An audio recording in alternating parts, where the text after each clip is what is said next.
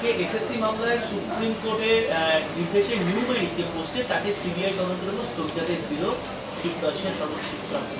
দেখুন, সুপ্রিম কোর্টে এসএসসির যে মামলা, নিয়োগ মামলা যেটি চলছে, তাতে যে সিবিআই তদন্ত যে পদগুলি নিয়ে, সেই সিবিআই তদন্তে আপাতত স্থগিতাদেশ দিয়েছে মহামান্য সুপ্রিম কোর্ট। আগামী সোমবার পরবর্তী শুনানি।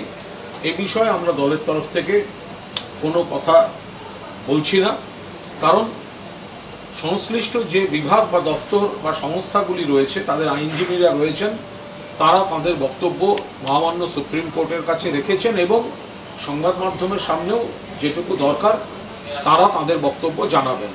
পুরোটাই একটা আইনি প্রসেস, বিচারাধীন বিষয়ে সবেমাত্র একটি শুনানি হয়েছে, কিন্তু সিবিআই তদন্তের যে বিষয়টি ছিল তাতে আপাতত স্থগিতাদেশ দিয়ে দিয়েছেন সুপ্রিম কোর্ট। পরবর্তী শুনানি হবে, ফলে তার আগে দলের তরফ থেকে এই বিষয়ে কোনো মন্তব্য করব না। শুধু এটুকু বলবো যে গোটা বিষয়টির থেকে একটা রাজনৈতিক ফায়দা তোলার চেষ্টা করছে বিরোধীরা, দ্বিচারিতা করছেন বিরোধীদের একটা বড় অংশ।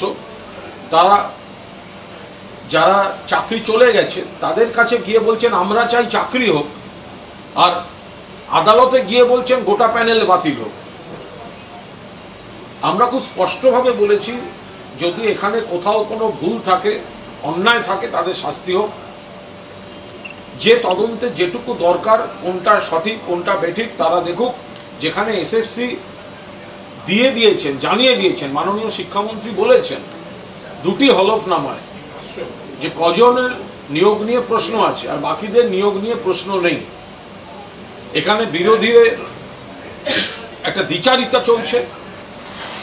একবার গিয়ে বলছেন আমরা যোগ্যদের চাকরি চাই, আবার আদালতে গিয়ে বলছেন গোটা প্যানেল বাতিল করতে হবে। ফলে যেখানে মাননীয় মুখ্যমন্ত্রীর নির্দেশে যোগ্যদের চাকরি পাইয়ে দেওয়ার একটা প্রসেস এই সরকার, এই প্রশাসন, এসএসসি চালাচ্ছিল, সেই জায়গায় পুরোটাতে অচলাবস্থা তৈরি করে কুৎসার মাধ্যমে, বিভ্রান্তির মাধ্যমে ঘোলা জলে রাজনৈতিক মাছ ধরার চেষ্টা করছে বিরোধীরা। আমরা তার তীব্র নিন্দা করছি। যারা যোগ্য চাকরি প্রার্থী, যারা যোগ্য চাকরিরত, তারা নিশ্চয়ই বুঝতে পারবেন যে সরকার তাদের পাশে রয়েছে, আর শকুনের রাজনীতি করছে বিরোধীরা।